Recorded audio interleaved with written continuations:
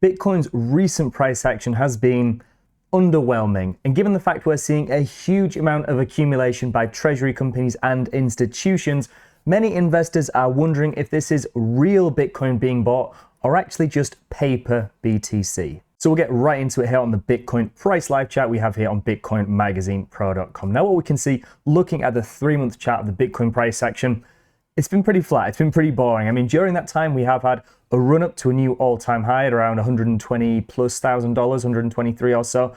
And then following that, we had a retracement to around $108,000. So obviously not a great look to hit a new all-time high and immediately pull back around $16,000.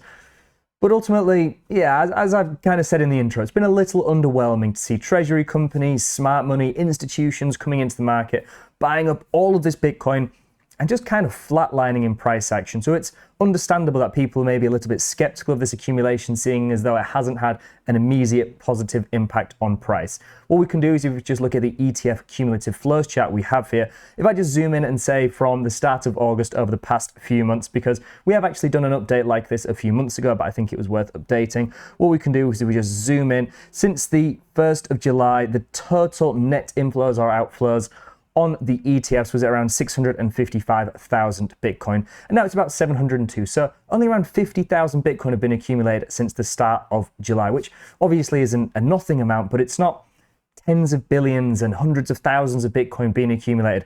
We've been flatlining because a lot of this accumulation has kind of been at an equilibrium with lots of sellers in the market. And while we have seen, as I said, a lot of BTC being accumulated by these institutions, and alongside that through these treasury companies, it is kind of leveling out. If you look at the market through a supply and demand economic lens, look at the people taking profit, look at the people accumulating, it's pretty basic maths. It all levels out. If we look at the top Bitcoin treasury companies, we can see it's at 996,000 Bitcoin as I film this, just on the cusp of 1 million Bitcoin held by these treasury companies. Now, we don't actually have the data to track exactly what this was like on July the 1st, but what I can do is look to a previous video we made when I was looking a little less hairy, and this was filmed on June 26th, and we can see that at this point in time they had 823,000. So about 170,000 have been accumulated by the Bitcoin treasury companies as well.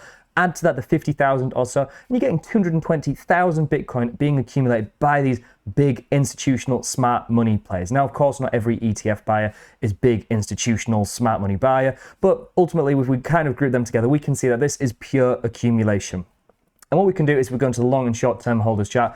Like I said, we can just work out the supply and demand economics. If I just zoom in on the short-term holder chart here, we can see since July the 1st, short-term holders were holding somewhere around 4 million Bitcoin. And now it's about 4,450,000 Bitcoin. So this 450,000 BTC has just been exchanged, traded, transferred from long-term holders to short-term holders. Now, this isn't necessarily all to be selling Bitcoin, but if we look at the trend of when the long-term holder supply rapidly decreases, it's as Bitcoin's price is ascending. It's as these long-term holders of Bitcoin who've been holding Bitcoin for many years, potentially tens or if not hundreds of thousands of Bitcoin, are beginning to take some profit on their positions. And we can see this reiterated if we look at the whale shadows chart, the revived supply chart. Now, if we look at the 7 to 10 year chart, we can see that there's obviously been a bit of an increase in profit taking or transferring or sales from these longer term large Bitcoin holders. But if we look at the 4 to 5 years, we can really see that this has been trending to the upside very much so over the past few months.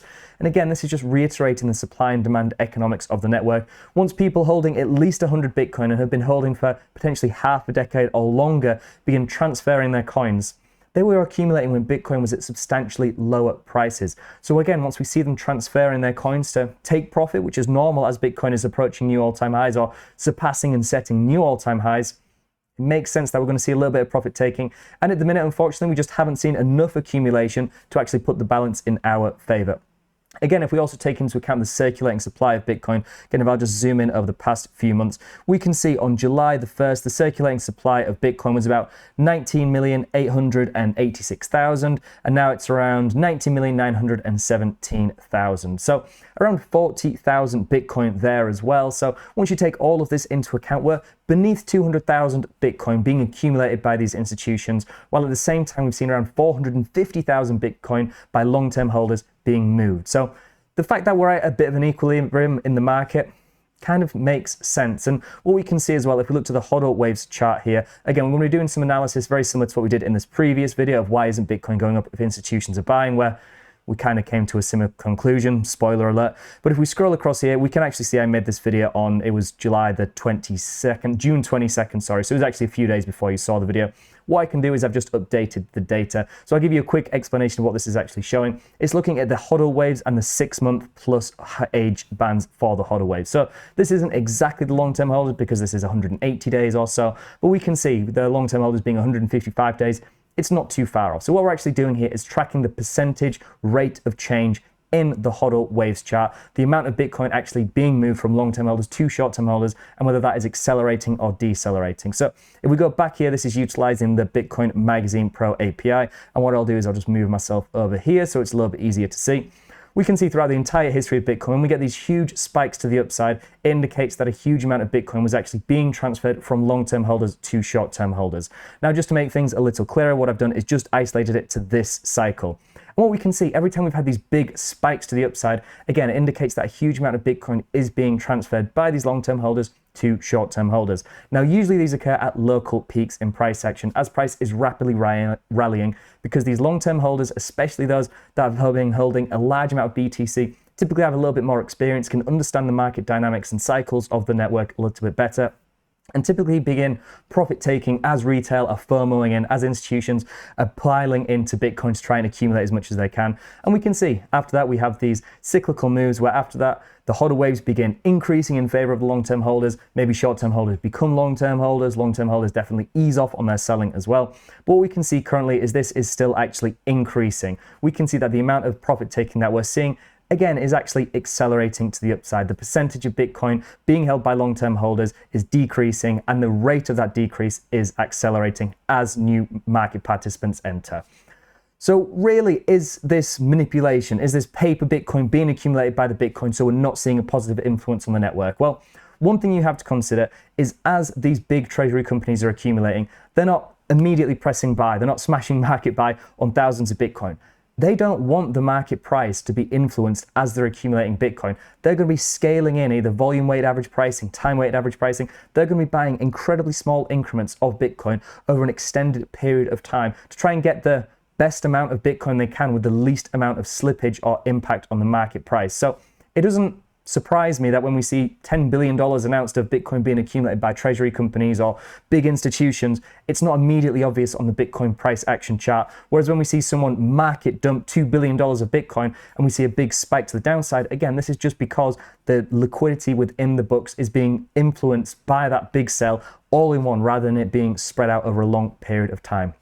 So we can all conspire and say that there is paper Bitcoin and these custodian aggregators aren't actually buying real spot Bitcoin, but I don't think there's any reliable evidence to actually support that. The only thing we have akin to paper Bitcoin is looking at the derivatives market. If we look at something like the open interest of Bitcoin, again, what we can see is since July the 1st, looking at the USD chart here, there has been a noticeable increase in the open interest of Bitcoin. Now, this is on the USD chart, but even if we look at the BTC denominated chart, we can again see that the amount of Bitcoin that has been held in these derivative perpetual futures contracts has increased by somewhere around here, beneath 200,000 Bitcoin to briefly above 250,000 Bitcoin. So again, that's 50,000 Bitcoin that isn't being used to buy spot BTC, to bet on the futures markets, and that's just within crypto exchanges. If we look at the CME markets, what we can see looking at the futures here, that while this has actually been decreasing recently, it is still thousands of Bitcoin in open interest contracts. And if we look at the options market as well, which has launched recently, we can once again see that this has been massively increasing from an open interest of 5,436 contracts to around 9,500. And once you take into account each one of these contracts is worth 100 Bitcoin, we can see that this is obviously, again, having a big influence on the market. But this isn't manipulation. This isn't paper Bitcoin being accumulated that isn't having a positive impact on the Bitcoin price action. Ultimately, the thing that's impacting price action is the supply and demand economics of the network. And at the minute, we're not seeing enough accumulation. Even though we are seeing all of this Bitcoin being bought up, let's roughly say it's around 200,000 once you take into account the circulating supply that's been somewhat negated by the ETF inflows. Still, of that 450,000, a majority of that Bitcoin being transferred to new market participants is everyday retail, like you and I. This isn't a market being massively influenced and controlled or manipulated by these big institutional investors. it's supply and demand economics in real time. We can watch this. However, one thing we also need to take into consideration, if I just go back to this chart here, again, we can see when I made this back in June, it was pretty much the same conclusion. However, like I said, I made this video on June 22nd. If I just quickly go to the TradingView chart here, what we can see is if we just zoom in and look to when June 22nd was, we can see that that was actually pretty much right as the market, well, the day the market bottomed out before we rallied to new all-time highs, 25+% later in just a few weeks. And this isn't to say that I'm some market wizard who knows exactly when the market's going to bottom. Not at all. But all I'm saying is we came to this conclusion when we looked at the rate of change in these HODL wave bands. When this was starting to go negative, we could see that the profit taking was starting to diminish and the amount of accumulation, or at least holding by these long-term holders, had begun noticeably increasing. So if we can just track this and wait to see, once we see the amount of profit taking begin to actually reduce, we'll have a good indication that the market is ready to continue moving higher. But ultimately, we might not be there right now. If we just look at the futures premium on the Bitcoin derivatives market by looking at the funding rates, we can still see that this is still in positive territory, meaning that we're still seeing an overwhelming amount of long participants, people betting on future price increases within the Bitcoin markets, especially after a decline. This isn't exactly what we want to see. Ideally, we want to see this start turning negative. People start shorting the market, betting on further downside. So it wouldn't surprise me if we do see a few more days or even weeks of choppy consolidation, potential drawdown, especially alongside traditional markets showing a little bit of weakness recently and some uncertainty due to some economic policies, which may or may not be pivoting. I think the next few weeks are going to be fairly pivotal, if you like, for not just Bitcoin, but all markets. But in general, I don't think that the market's being manipulated. I think that the accumulation we've seen has been negated, provably so, by the amount of profit taking and distribution we've seen from these long-term holders. So just analyze the market through a pure supply and demand economics lens, and it becomes a lot clearer what Bitcoin has experienced and why it's doing so, and what it's likely to experience in the coming days and weeks. Also, please don't forget to like this video, subscribe to the channel, and turn on notifications to ensure you're receiving all of our content as soon as it's released. And make sure to check out all the resources we discussed today, as well as the many more that are all available on BitcoinMagazinePro.com, your number one source for Bitcoin analysis. So just to summarize, Bitcoin's recent price action has been a little underwhelming, let's be honest. And given the fact that we're seeing a huge amount of accumulation by treasury companies and institutions, which we are 200,000-ish Bitcoin since July, is not an amount to just say is nothing and isn't having an influence on the market. Of course it is. And without that, I'd imagine Bitcoin would be substantially lower than where we currently are today. But the worries that this is all just paper BTC and this isn't having a positive influence on the market, I don't think is really backed up by any true evidence. What we can see is by just actually looking at the on-chain real data, the factual data, not any conspiracies or anything like that. Not to say that there may be some shady stuff going on, there's OTC selling that may not account for the actual Bitcoin being transferred on-chain. We can see in general, we have seen around 450,000 Bitcoin being moved from long-term holders to new market participants. Now this is, again, supply and demand economics in real time, in motion. And especially alongside that, we have seen an increase in open interest, which again isn't necessarily paper Bitcoin, but the fact that we're not actually seeing that money diverted into real spot accumulation of Bitcoin isn't having the positive influence on the market that we'd really like to see. When you take into account the 50,000 or so increase just from the crypto derivatives market, alongside the CME futures and options trading, which again may be hedging to some extent, but in general, we can see that if that money was actually flowing into the market, of course it'd be more positive. So if we do see the funding rates potentially turn negative and provide some fuel for potential short squeeze to our new all-time highs, that'd be great. But at the minute, things look like they could continue to maybe chop sideways, have a little bit of consolidation and drawdown, especially considering that we are actually still seeing an acceleration in the sell side from long-term holders without any good actual new capital inflows from retail or even institutional participants to level this out. Like I said, the market is just supply and demand economics. When there are more sellers than buyers, BTC is going to struggle. If you zoom out, I definitely don't think this is a market top, but right now, isn't a great time to anticipate new highs in the coming days and weeks. Although, in saying that, it may not be a bad time to consider strategically accumulating some discounted BTC.